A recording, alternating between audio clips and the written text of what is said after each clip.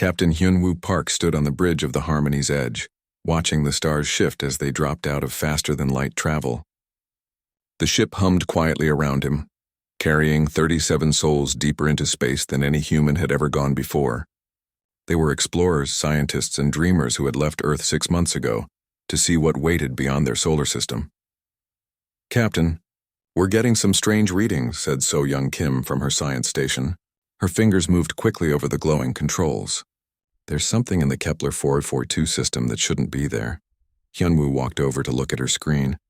Numbers and graphs covered the display, but he trusted So-Young's judgment. She was the best science officer Earth had ever trained. "What kind of something?" "Energy signatures that don't match anything natural. They're too organized, too purposeful." So-Young looked up at him with excited eyes. "Captain, I think we found aliens." The bridge went quiet. Everyone stopped what they were doing to stare at the science officer. Jin-Ho Lee, who handled communications, nearly dropped his coffee cup. Haewon Choi looked up from the engineering station with her mouth open. "Are you sure?" Hyunwoo asked quietly. "The patterns are all wrong for natural phenomena. These energy readings show technology, advanced technology, and there's a lot of it." So-Young's voice grew more excited. "Captain, there are multiple sources. Different types of energy, different patterns. I think there might be more than one alien species in that system." Hyunwoo felt his heart beat faster. This was what they had dreamed of. What humanity had wondered about for centuries. Were they alone in the universe? Today they would have their answer. "Set course for Kepler 442, he ordered. "But keep us at a safe distance when we arrive. We don't know if they're friendly." The ship changed direction and the crew prepared for the most important moment in human history. Everyone moved with nervous energy. They checked their equipment 3 times, ran tests on all systems, and tried to imagine what they might find. 3 days later, they reached the edge of the Kepler 442 system. What they saw made everyone gasp. "My God," whispered Haewon. Space was full of ships, thousands of them, but they weren't exploring or trading or doing peaceful things. They were fighting. Massive battles raged across 3 different areas of the system. Explosions lit up the darkness like deadly fireworks. 3 different groups, So-Young reported, her excitement now mixed with worry. 3 completely different technologies, 3 different ship designs. "They're all fighting each other." Jin-Ho worked frantically at his station. "I'm picking up communications from all 3 groups. The computer is trying to translate, but it's going to take time."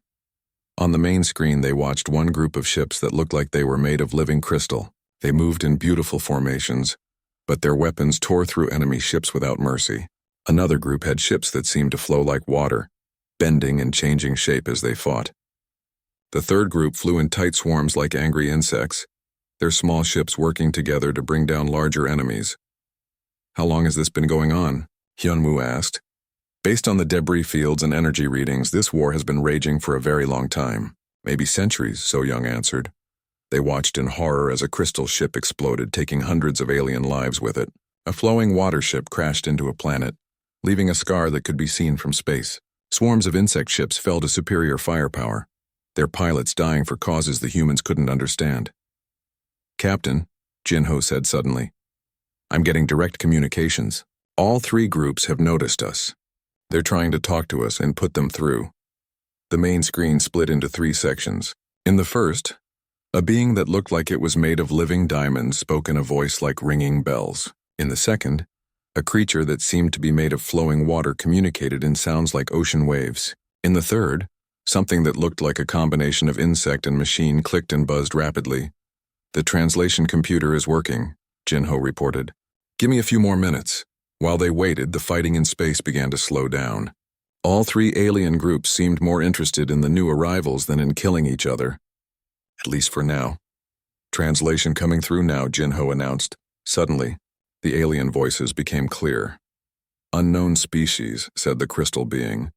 Its voice now understandable but still musical. "I am Commander Vice of the Valari Republic. We claim this system by right of blood. Join us and we will share our crystal technology and the secrets of the stars. Refuse and you will be destroyed with our enemies." "Strange new ones," flowed the water creature's voice like a gentle river. "I am Torin of the Nethys Coalition. We were here first before the others came to steal our homes. Help us reclaim what was taken, and we will give you the knowledge of flowing metal and living ships. Stand against us and you will sink beneath our tide." Newcomers, buzzed the insect-like being. I am Clix of the Kithera Collective. We fight for survival against those who would see us extinct. Unite with us and learn the ways of the swarm and the hive mind strength. Oppose us, and you will be consumed like all our foes. Hyunwoo looked around his bridge. His crew stared back at him, waiting for his decision. 3 alien civilizations, all demanding that humanity choose a side in their ancient war, all threatening destruction if the humans refused to fight. But as they watched, another battle began. Ships from all 3 sides dove toward each other with deadly intent. In the middle of the combat zone, Hyunwoo could see something that made his heart sink. A large ship marked with medical symbols was caught in the crossfire. It was trying to rescue survivors, but the fighting ships paid no attention to its peaceful mission. That's a hospital ship, So Young said quietly. It's trying to help the wounded, but they're going to destroy it. Hyunwoo watched aliens dying while their own species ignored their suffering. Too focused on killing their enemies to care about saving their own people. This wasn't just war. This was madness, sir, Jinho asked. What do we tell them? All 3 alien commanders waited for his answer.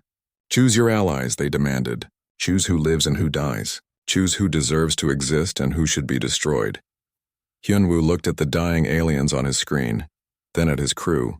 They were so far from home, so small and weak compared to these great civilizations. But they were human. And humans had learned something these aliens seemed to have forgotten. Tell them we need time to think, he said finally. But first we're going to help that hospital ship. The message from the Harmony's edge traveled back to Earth at the speed of light, taking weeks to reach home. When it arrived, the Global Unity Council gathered in emergency session. The Great Hall in New Geneva filled with representatives from every nation, all staring at the recordings Captain Park had sent. Admiral Dong-Hyun Nam stood at the podium, his uniform perfect and his voice strong. The choice is clear, he announced to the assembled delegates. We must ally with the strongest faction. The Valari have the most advanced weapons, the largest fleet. If we choose them, we'll be on the winning side. Murmurs of agreement rippled through the hall. Many delegates nodded their heads. It made sense from a military point of view. Choose the winner, survive the war, gain access to superior technology.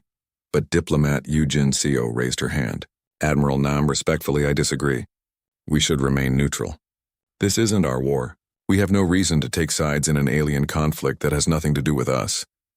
Neutrality is weakness, Admiral Nam replied sharply. If we don't choose, they'll choose for us, and they'll choose to destroy us. In the back of the hall, Dr. Min Ho Kang listened to the debate with growing uneasiness. He was the council's chief expert on alien life, though until now that had been entirely theoretical. As he watched the recordings of the 3-way war, something bothered him about the whole situation. May I speak? Dr. Kang asked, standing up slowly. The hall grew quiet. Everyone knew and respected the elderly scientist. He had spent his life studying the possibility of alien contact and had written the protocols for first contact situations. I've been studying these recordings carefully, Dr. Kang began, walking to the front of the hall. Something seems wrong about this war. 3 species fighting for centuries locked in an endless cycle of violence. But why? What started this conflict? What keeps it going? Does it matter? Admiral Nam asked impatiently. Wars happen. Species fight. We need to pick a side. But what if there's a 4th option? Dr. Kang asked quietly. What if instead of choosing sides, we choose to end the war? The hall erupted in surprised voices. End the war? How could humanity, with only one small ship, end a conflict between 3 advanced civilizations? Dr. Kang waited for quiet, then continued. In human history, we've had many terrible wars. We've fought over land, resources, religion, ideology. But we learned something important.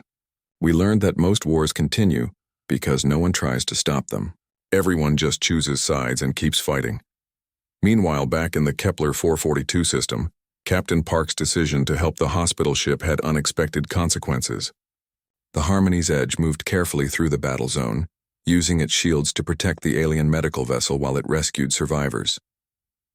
Dr. Yoon-ji Yang worked frantically in the ship's medical bay. The human medical team had never treated aliens before, but they did their best. Yang discovered something amazing as she worked on the wounded. Despite looking completely different, the 3 alien species had surprisingly similar biology. Their blood was different colors, their organs were arranged differently, but the basic patterns were the same. It's like they're related somehow, Yang told Captain Park over the comm. Not closely related, but like they came from the same original species long ago. In the medical bay, something even more surprising happened. Wounded soldiers from all three sides found themselves lying on beds next to their enemies. A crystal Valari warrior with a damaged arm was treated right next to a flowing Nethys soldier with internal injuries. An insect like Cathara with broken wings shared medical equipment with those she had been trying to kill just hours before. At first, they tried to continue fighting even while injured, but they were too weak, and the human medical staff wouldn't allow violence in their hospital.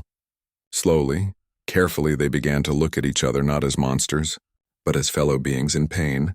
The Valari warrior, whose name translated as Bright Crystal of Morning Light, but whom the humans called simply Vis, stared at her traditional enemy, a Nethys called Tauren.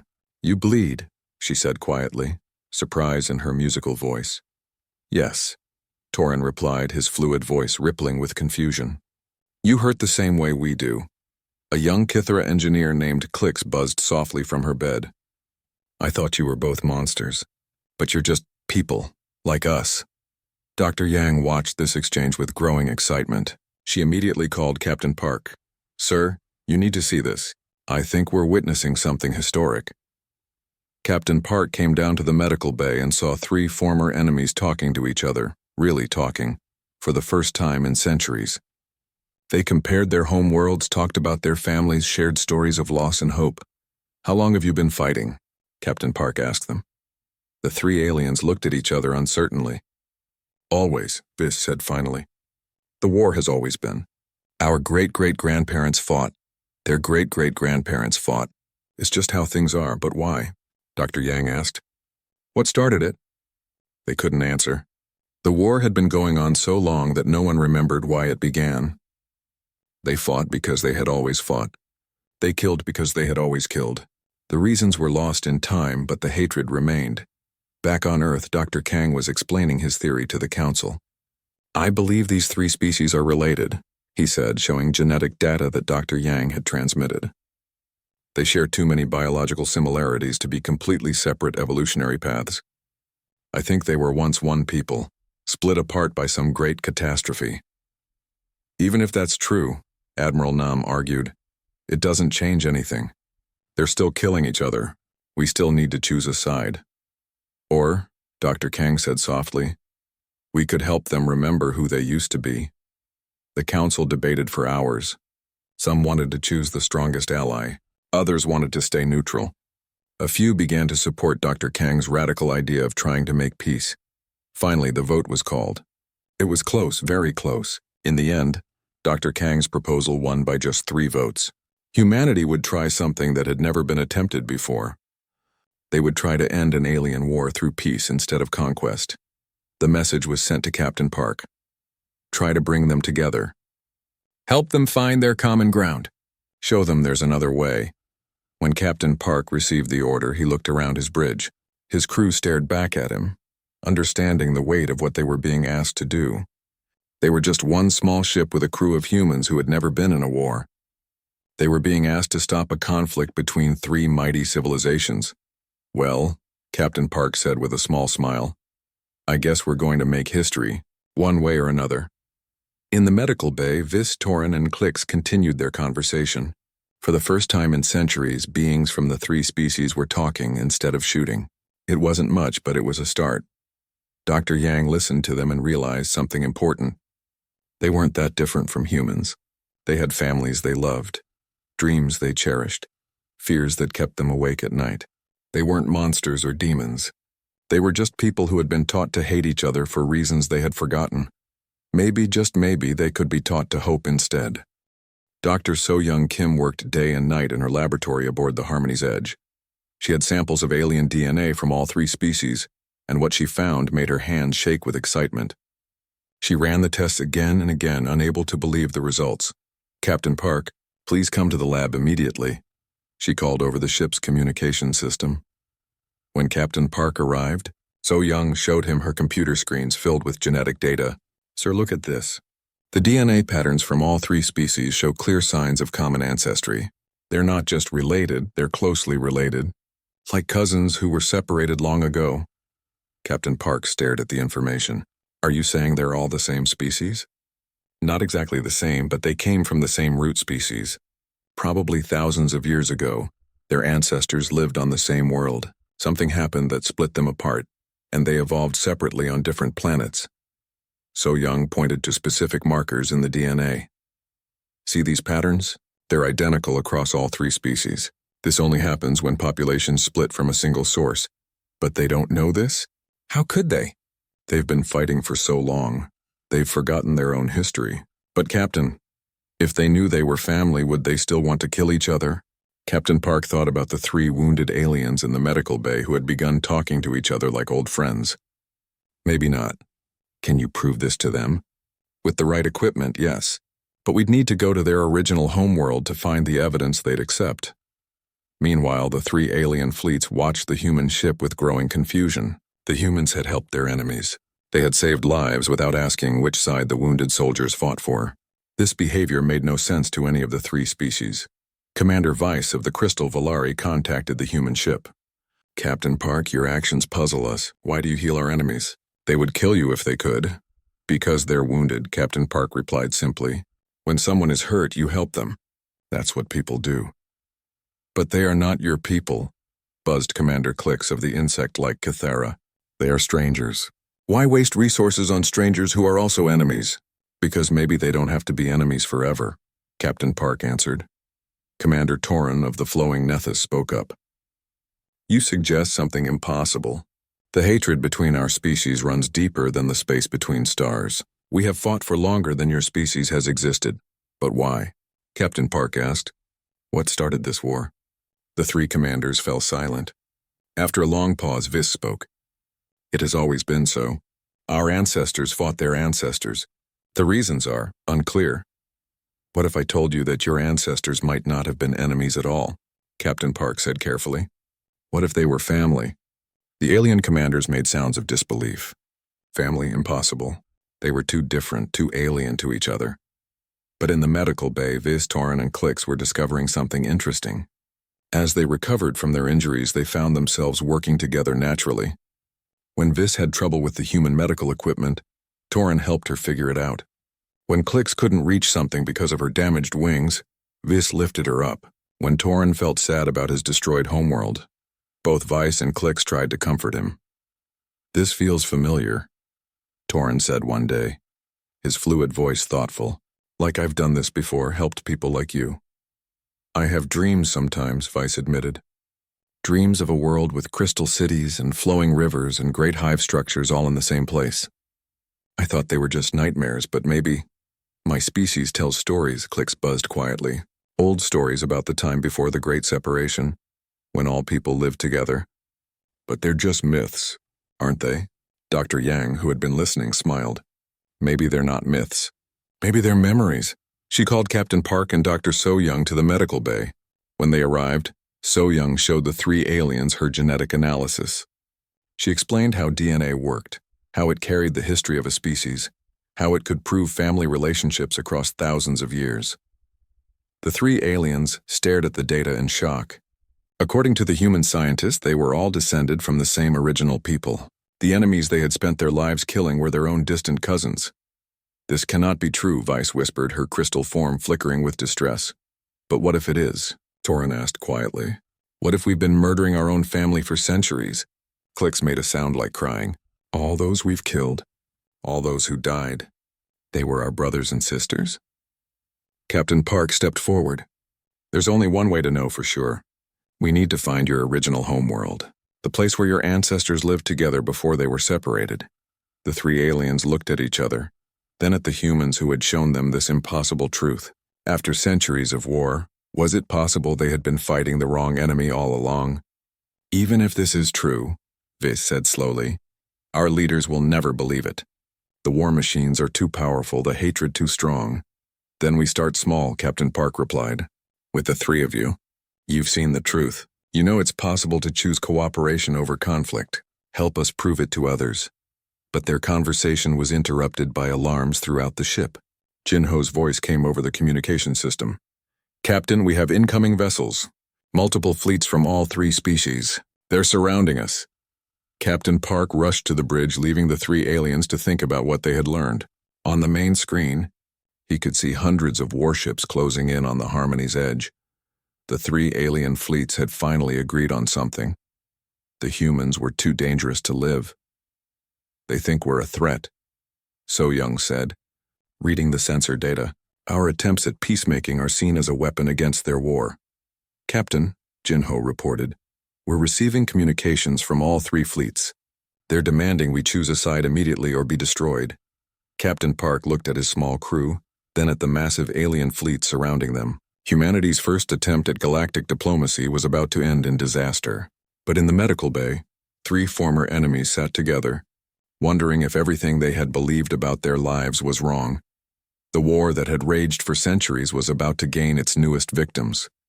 The humans who dared to suggest that peace was possible. But sometimes the most dangerous idea in the universe is hope. And hope, once planted, can be very hard to kill. Sir, Haywan called from the engineering station. They're powering up weapons. All of them. They're going to fire on us. Captain Park stood straight and tall on his bridge. Around him, his crew waited for orders. Behind them in the medical bay, three aliens who had learned to be friends instead of enemies held their breath. The moment of truth had arrived. Would humanity's message of peace die with them in the cold darkness of space? Or would their sacrifice plant a seed that might someday grow into something beautiful? The alien weapons began to charge, their deadly energy building toward the moment of destruction. The weapons of three alien fleets pointed at the small human ship, ready to destroy the first ambassadors from Earth. Captain Park stood on his bridge, watching death approach from all directions. His crew looked to him for orders, but what could one small ship do against hundreds of warships? Captain, Jinho said quietly from his communication station, the three wounded aliens in our medical bay are asking to speak to their fleets. Put them through, Captain Park ordered. On the main screen, Vis, Torin, and Clix appeared.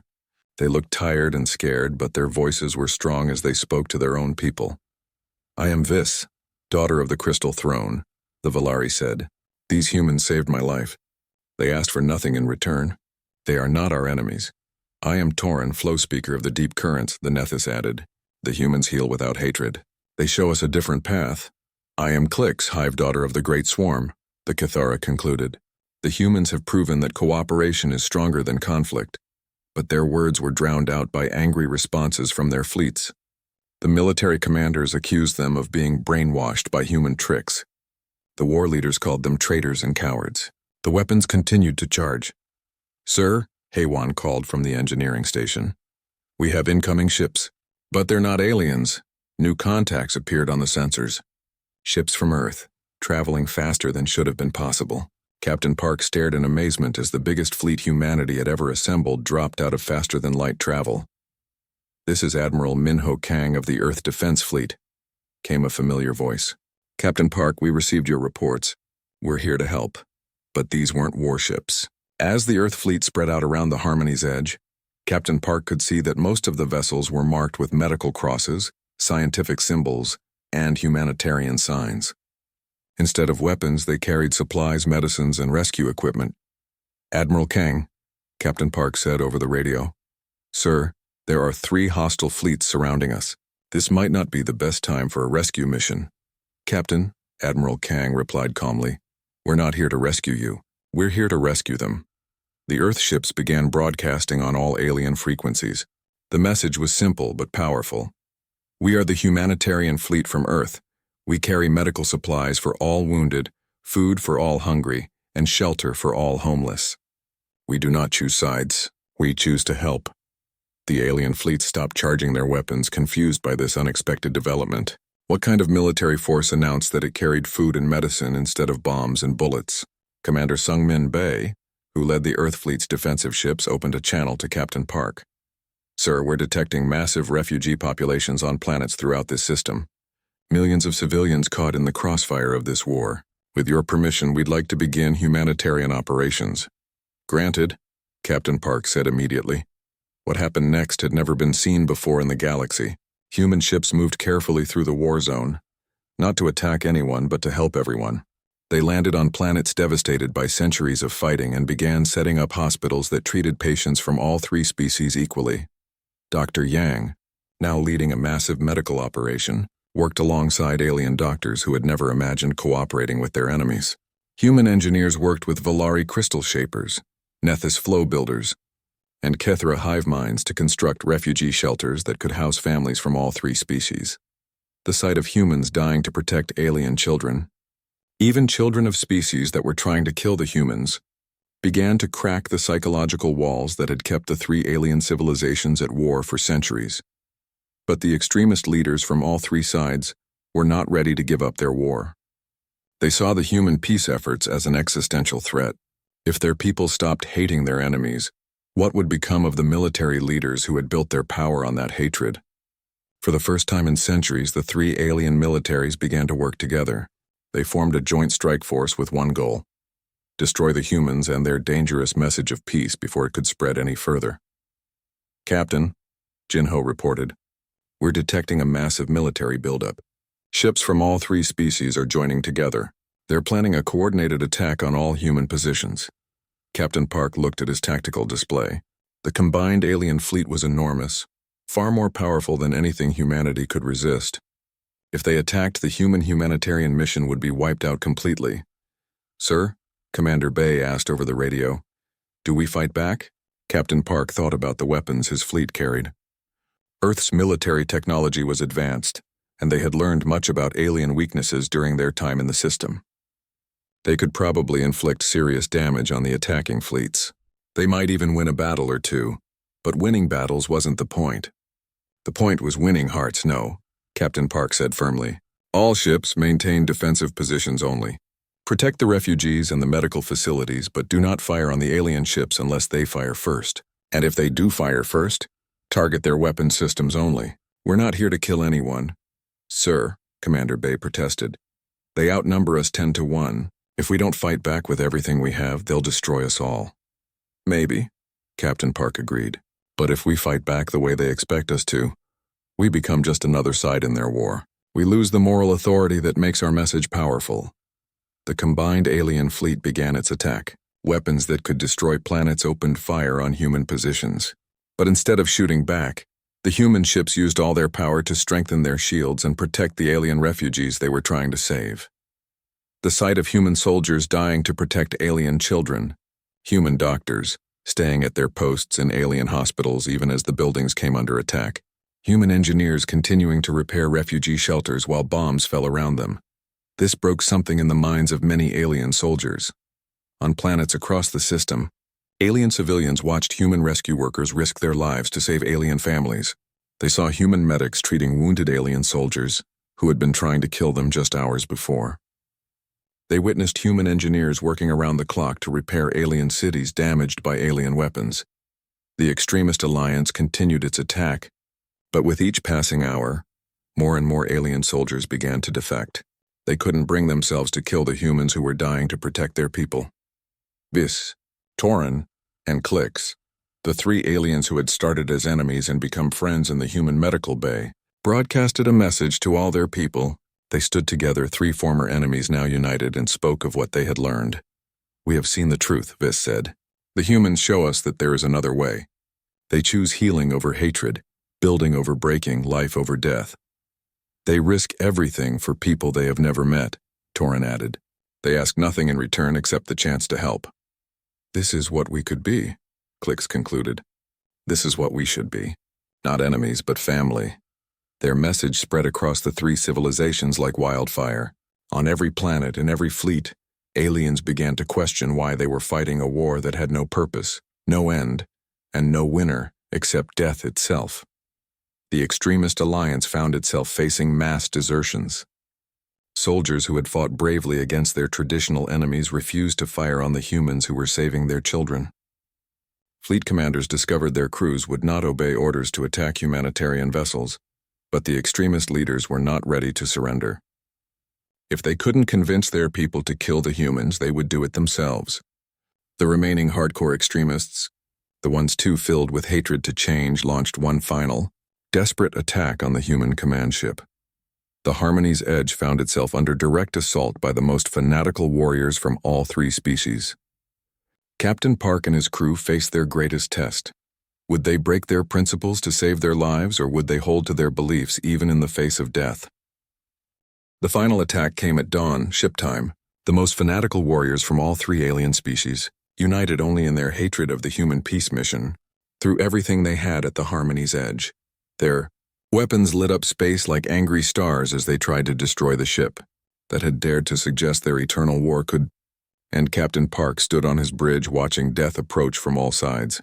Around him, his crew worked frantically to keep the shields up and the ship intact, but they were badly outnumbered and everyone knew they couldn't survive much longer. "Captain," Jin-Ho reported, his voice tight with stress, "we're getting messages from across the system. The moderate alien forces are trying to reach us, but they're too far away. We're on our own for at least another hour." "Sir," Haewon called from engineering, "shields are down to 30%. We can't take much more of this."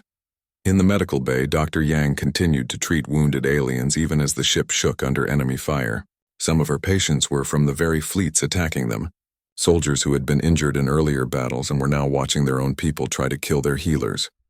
Biss, Torin and Click sat together in the medical bay, no longer patients but friends who refused to leave the humans who had saved them. "We should be fighting alongside you," Vice said, her crystal form glowing with determination. "No," Captain Park replied over the comm system. "If you fight back, you become part of the violence. That's not who you are anymore." On the bridge, the situation grew desperate. The extremist alliance had brought their most powerful weapons, devices designed to crack planets and boil seas.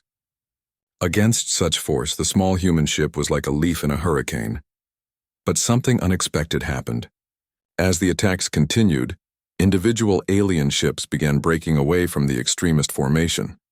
At first just a few, then dozens, then hundreds of vessels abandoned the attack. Their crews could not bring themselves to destroy the humans who had shown them a better way. "Captain," Jin-Ho said with wonder in his voice, "we're receiving protection offers from across the system. Alien civilians, former soldiers, even some military units are moving to defend us." On the main screen, they could see former enemies working together. Valari crystal ships used their defensive formations to protect Nethys flow vessels, while Cathara swarms coordinated with both to form protective barriers around human medical ships. But the hardcore extremists pressed their attack. A group of fanatical commanders, led by the most hate-filled leaders from each species, made a suicide run directly at the Harmony's edge. Their weapons charged for one final, devastating blow. That's when Private Ki-Jun Park, Captain Park's son who had joined the mission as a security officer, made a decision that changed everything. Seeing that enemy fighters were about to break through and attack the medical bay where wounded aliens were being treated, he left his post and threw himself between the attackers and the helpless patients.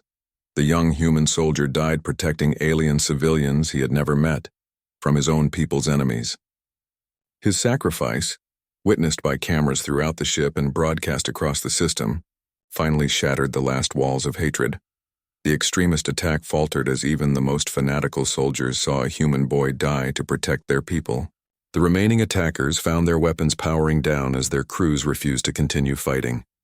The war that had raged for centuries ended not with a great battle, but with the simple realization that the enemy were people too. 5 years later, Captain Park, now Admiral Park, stood on the observation deck of Unity Station, the first joint facility ever built by all four species working together. Through the transparent walls, he could see ships from Earth, the Valari Republic, the Nethys Coalition, and the Cathara Collective docked side by side. The transformation had been remarkable. Once the three alien species learned their true history, that they were indeed descended from a single people who had been separated by a natural disaster thousands of years ago, they had begun the long work of healing centuries of wounds. Dr. So-Young Kim now headed the Galactic Ancestry Project, helping other species across the galaxy discover their own forgotten histories. Her work had already prevented 17 wars and helped dozens of civilizations find peaceful solutions to ancient conflicts. Dr. Yang ran the Interspecies Medical Corps, training doctors from all four species to work together. Her hospitals had become symbols of hope across the galaxy, places where former enemies came to learn how to heal each other instead of causing harm. The three aliens who had first learned to be friends, Vis, Torin, and Clix, now served as ambassadors of peace. They traveled from system to system, telling the story of how enemies could become family, how hatred could transform into love. But the greatest change was in the children. On the rebuilt worlds of all three species, young Valari, Nethys, and Kythera played together as if they had never been enemies. They learned each other's languages, shared each other's games, and dreamed of a future where cooperation was normal and war was just an old, sad story from the past. Admiral Park often visited the memorial garden on Unity Station, where Ki-Jun's name was carved in stone alongside the names of all those who had died in the ancient war. The inscription below was written in 4 languages. They chose to heal rather than harm, to unite rather than divide, to love rather than fear. May their legacy light the stars forever. The Human Galactic Council had established the Harmony Initiative, sending small fleets to other parts of the galaxy, where species were locked in seemingly hopeless conflicts. They didn't bring weapons or take sides. They brought medicine, food, hope, and the radical idea that enemies could choose to become friends. Not every mission succeeded. Some species were too filled with hatred to change. Some conflicts were too complex to solve with simple kindness. But more often than people expected, the human approach worked. When faced with beings who would die to protect them, even former enemies found it hard to keep killing. Admiral Park received regular reports from Harmony Initiative missions across the galaxy.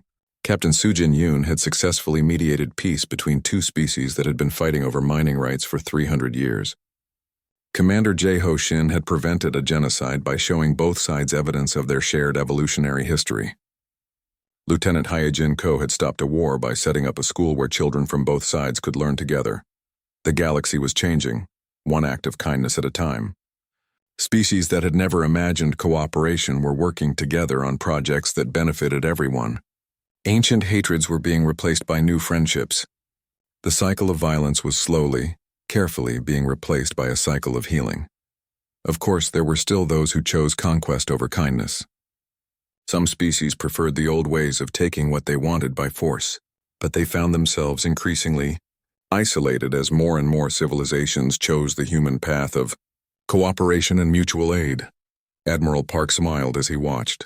A group of children from all 4 species, playing in the station's central garden. They chased each other around trees planted from seeds brought from 4 different worlds, laughing in 4 different languages but understanding each other perfectly. This was humanity's gift to the galaxy, not superior weapons or advanced technology, but the simple understanding that enemies were just friends they hadn't met yet, that every problem could be solved better by working together than by fighting alone. That kindness was not weakness but the strongest force in the universe. The war that had raged for centuries was over. The peace that would last for millennia had begun. And it all started with a small ship called the Harmony's Edge, carrying 37 humans who chose to help rather than harm, to heal rather than hurt, to love rather than hate. In the end, that choice had changed the galaxy forever.